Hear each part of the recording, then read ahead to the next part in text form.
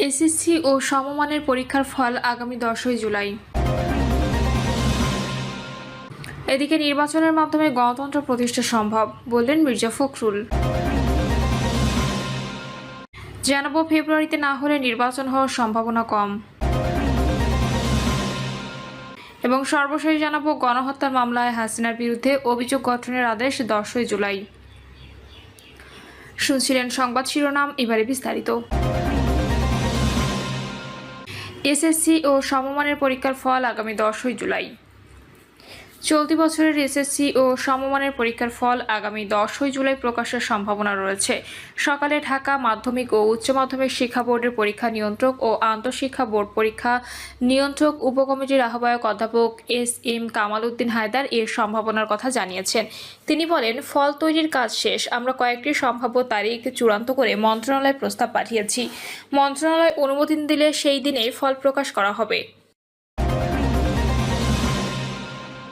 নির্বাচনের মাধ্যমে গণতন্ত্র প্রতিষ্ঠা সম্ভব, বললেন মির্জা ফখরুল। 2026 সালের ফেব্রুয়ারিতে ত্রয়োদশ জাতীয় সংসদ নির্বাচনের আয়োজন করবে অন্তর্বর্তী সরকার, এমনটাই আশা করেন বিএনপির মহাসচিব মির্জা ফখরুল ইসলাম আলমগীর। মির্জা ফখরুল বলেন, নির্বাচনের মাধ্যমে গণতন্ত্র প্রতিষ্ঠা ও দেশের সঠিক পথে অগ্রযাত্রা সম্ভব। তিনি বলেন, ছাত্র জনতার আন্দোলন, বিশেষ করে জুলাইয়ের রক্তাক্ত গণঅভ্যুত্থানে যে নতুন পথ দেখিয়েছে তা বাস্তবায়নে কাজ করতে হবে সবাইকে।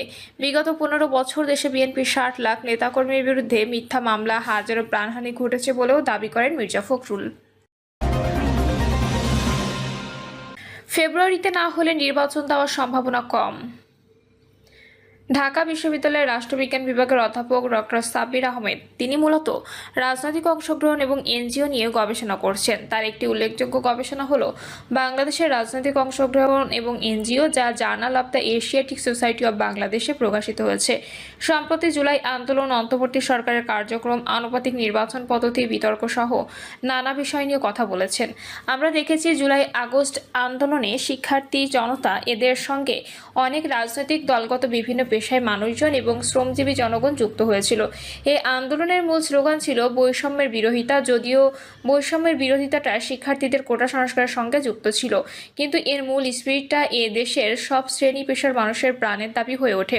বিগত সময়ে যে রাজনৈতিক ব্যবস্থা জারি ছিল সেটাও বৈষম্য সৃষ্টিকারী ছিল। তবে গণঅভ্যুত্থানের পরে এদেশের সবার প্রত্যাশা ছিল আমাদের বাংলাদেশে বৈষম্যহীন সমাজের একটি ছবি সবার কাছে আস্তে আস্তে ভাসতে শুরু করবে। কিন্তু আমরা ক্রমান্বয়ে দেখতে পেলাম অভ্যুত্থানের পরপরই যে নতুন রাজনৈতিক বন্দোবস্ত চালু হলো, আমরা সেটার মধ্যে একটা বৈষম্যের রূপ দেখতে পেলাম। বিগত সময়ে সরকার যেভাবে দলীয়করণ করেছিল, আমরা দেখতে পেলাম অন্তর্বর্তী সরকার গঠন হওয়ার পর একইভাবে দলীয়করণ করা শুরু করলো। মানে যারা সরকারের স্টেক হোল্ডার, তাদের রাষ্ট্রের গুরুত্বপূর্ণ পদে পদায়ন করা হলো। সেটা বিএনপি, জামায়াত ও এনসিপি যাদের কথা বলেন না কেন। আমাদের যে নতুন বাংলাদেশের চিত্র, সেটার প্রত্যাশা ছিল, সেটা শুরুতেই বিনষ্ট করা হয়েছে। শুধু বিনষ্ট না, বাধাগ্রস্ত করা হয়েছে। সরকার গঠনের পর শুরুতেই তাদের যে কাজটা করা দরকার ছিল বলে আমি মনে করি, সেটা হলো দেশের মধ্যে স্থিতিশীলতা প্রতিষ্ঠা করা, বিশেষ করে আইন শৃঙ্খলা পরিস্থিতি স্বাভাবিক করার জন্য 1 নম্বর গুরুত্ব দেওয়া দরকার ছিল। আইন শৃঙ্খলা পরিস্থিতির অবনতি দেশের মানুষকে নানাভাবে ক্ষতিগ্রস্ত করেছে এবং এখনও করছে, যেটা মব ভায়োলেন্সের মাধ্যমে প্রথম হয়েছিল। মব ভায়োলেন্সের প্রথম দিকে খুব তীব্র মাত্রায় ছিল, আবার এখন দেখা যাচ্ছে সেটা সারা দেশে আবারও বেড়ে গেছে। সুতরাং আমরা এই সরকারের কাছে প্রত্যাশা করেছিলাম, সরকার তার অতি সামান্যই সফল করতে পেরেছে, যদিও তারা পাচার করা টাকা উদ্ধারের জন্য কিছু উদ্যোগ গ্রহণ করেছে। দেশের মধ্যে রেমিট্যান্স আসার প্রবাহটা বেড়েছে, কিন্তু অর্থনীতির সম্ভাবনার জায়গাগুলো দুর্বল অবস্থায় পড়ে আছে। বিশেষ করে বিনিয়োগ আশাটা একদম নেই বললে চলে। সাধারণ বাংলায় একটা কথা আছে, যে যায় লঙ্কায় সে হয় রাবণ। অন্তর্বর্তী সরকারের প্রধান দুর্বলতা হলো তাদের দেশ শাসন করার কোনো ধরনের অতীত অভিজ্ঞতা নেই। এই অভিজ্ঞতা না থাকার কারণে তাদের শুরুটা ভালো হয়নি। শুরুতেই তারা একটা হোঁচট খেয়েছে। তারা যদি শুরুতে গণ অভ্যুত্থানটিকে বিপ্লব হিসেবে ব্যাখ্যা দিয়ে যাত্রা শুরু করতে, তাহলে ভালো হতো, কিন্তু তারা সেটা করেনি। অন্তর্বর্তী সরকারের প্রধান ডক্টর ইউনূস নিজেই ক্ষমতাকে অপব্যবহার করে নিজের সুযোগ সুবিধা আদায় করে নিয়েছেন। যে কোনো সরকার প্রধানের কাছেই প্রথমত জনগণের আস্থা তৈরি হয়, কিন্তু তার প্রতি আস্থাটা জনগণের মধ্যে দেখা যাচ্ছে না। যে কারণে গণ অভ্যুত্থানের পরে সরকারের দায়িত্ব গ্রহণের শুরুতে যে আস্থাটা ছিল সেটা সর্বনিম্নে পৌঁছে গেছে।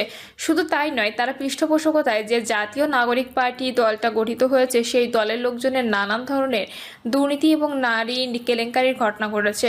মানে যাদের হাতে রাষ্ট্রের দায়িত্ব অর্পিত হয়েছে তারা তাদের বিশ্বাসযোগ্যতা হারিয়েছে। এরপর রাষ্ট্রের প্রধান হিসেবে তারা নেতৃত্বে গুণাবলী যেটা থাকা দরকার সেটা আমরা ইউনূস সাহেবের মধ্যে দেখতে পাচ্ছি না। তার মধ্যে নেতৃত্বের গুণাবলী নেই বললেই চলে। এই কারণে তাকে মাঝে মধ্যে বলতে হয় তার কথা কেউ শুনতে চাচ্ছে না। কিন্তু জনগণ তো একজন সরকার প্রধানের কাছে সেটা প্রত্যাশা করে না। একজন সরকার প্রধান কি বলতে পারেন, আমার কথা কেউ শুনছেন না, এ ধরনের কথা কি বাইরে বলার মতো? কিন্তু তিনি তো সেটা বলেছেন প্রকাশ্যে। এ কারণে আমার কাছে মনে হয় এর সরকারের সফল না হওয়ার পেছনে তার নেতৃত্বে দুর্বলতা সবচেয়ে বড় কারণ। তিনি দায়িত্ব গ্রহণের পর শুরুতেই নেতাসুলভ নির্দেশনা দিতে পারেনি। ধরুন কোনো সরকারের মন্ত্রিসভায় 20 জন মানুষ দায়িত্বে আছেন, যে যাই বলুক চূড়ান্ত সিদ্ধান্ত তো প্রধান ব্যক্তিকেই দিতে হবে। ধরেন আসিফ নজরুল একটা কাজ করলেন, সেখানে কি সরকার প্রধান হিসেবে ইউনূস সাহেবের কোনো ভূমিকা থাকবে না? আসিফ নজরুলের কাজটা ঠিক হলে কিনা সেটা তদারকি করার দায়িত্ব পড়ে প্রধান উপদেষ্টার উপর। আনুপাতিক নির্বাচন পদ্ধতি নিয়ে একটা বিতর্ক চলছে। শেষ পর্যন্ত এ বিষয়ে সবাই একমত না হলেও পরিস্থিতি কোন দিকে মোড় নিতে পারে। আমার কাছে মনে হয় যখনই নির্বাচন পদ্ধতি পরিবর্তন করা হলে জটিলতার সৃষ্টি হবে। আনুপাতিক নির্বাচন পদ্ধতির দিকে যাওয়াটা একটা সময় সাপেক্ষ ব্যাপার। যেমন দীর্ঘদিন ধরে বাংলাদেশের বড় রাজনৈতিক দলগুলোর মধ্যে যে আধিপত্যবাদী চরিত্র আছে সেটা কি এক নিমেষে ধ্বংস করা সম্ভব হবে? আমরা যতই বলি না কেন সেটা শীঘ্রই শেষ করা সম্ভব নয়, আর এটা পারা সম্ভবও নয়। সেজন্য বলছি বিএনপির মতো বড় দল কেন আনুপাতিক নির্বাচন পদ্ধতি মেনে নেবে?